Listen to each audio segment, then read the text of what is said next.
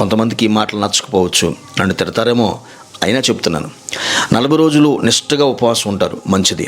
అలాంటి టైంలో వారిలో ఉన్న దురాత్మలు, అపవిత్రాత్మలు, దెయ్యాలన్నీ కూడా ఆ ఉపవాస ప్రార్థనలో వెళ్ళిపోతాయి వాళ్ళ నుంచి.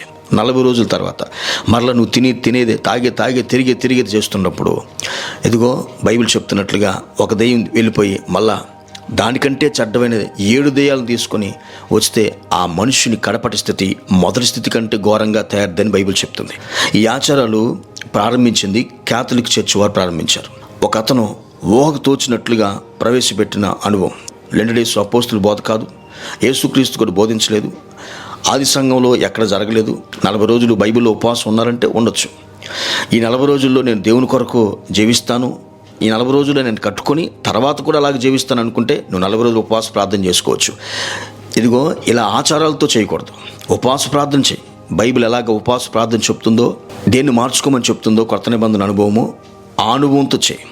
ఈ భస్మం అనేది ఎప్పుడో పోయిన సంవత్సరపు ఆకుల్ని కాల్చి వాటిని ఎండబెట్టి కాల్చి ఆ భస్మపు అనుభవాన్ని తీసుకొచ్చి అది పాప క్షమాపణలాగా ఆనాడు ఇశ్రాయేలీయులు యాజకులు చేసినట్లుగా పాప పరిహారార్థ జలంలాగా దాన్ని తీసుకొని ఒక ఆయిల్ కలిపి సిలువు ముద్ర వేసుకొని కల్పించిన పద్ధతుల్లాగా చేయొద్దు. ఇది కేవలము ఆర్స్యం ప్రవేశపెట్టిన ఒక ఆచారము కనుక దేవుని బిడ్డగా ఈ ఆచారాన్ని మనం ఎన్నడూ చేయకూడదు.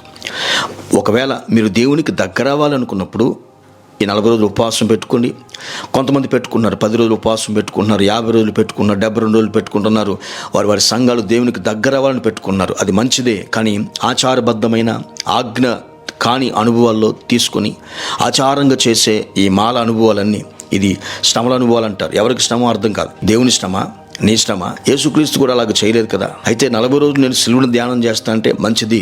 అయితే 2వ దశనం రాసిన పత్రిక 3వ అధ్యాయం 6వ వచనంలో, సహోదరులారా, మా వలన పొందిన బోధ ప్రకారం అక్రమంగా నడుచుకుని ప్రతి సహోదరుని యొద్ద నుంచి తొలగిపోండి అని మన ప్రభువైన యేసుక్రీస్తు పేరట మీకు ఆజ్ఞాపించున్నామని చెప్పారు. కాబట్టి వ్యర్థంగా దేవుని ఆరాధన చేయొద్దు.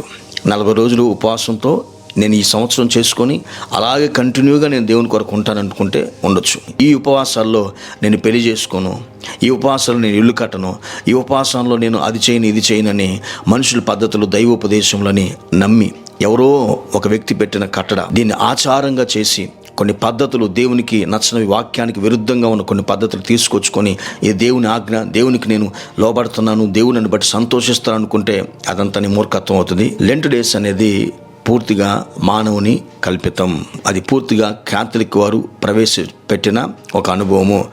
అది కొత్త నిబంధన అనుభవానికి సంబంధించింది కాదు.